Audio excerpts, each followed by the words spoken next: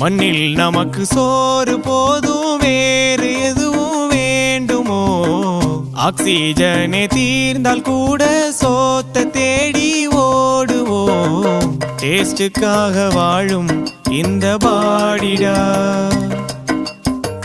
கெத்தா சொல்லுவேனே நானும் ஃபூடிடா.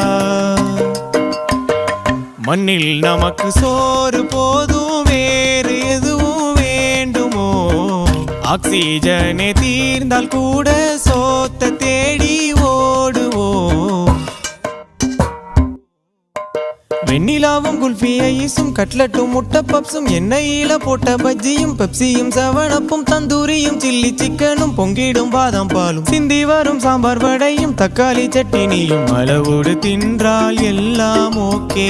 அதிகமா போனா ஆயிடுவடிக்கே. களியினில் போலியினில் அடையினில்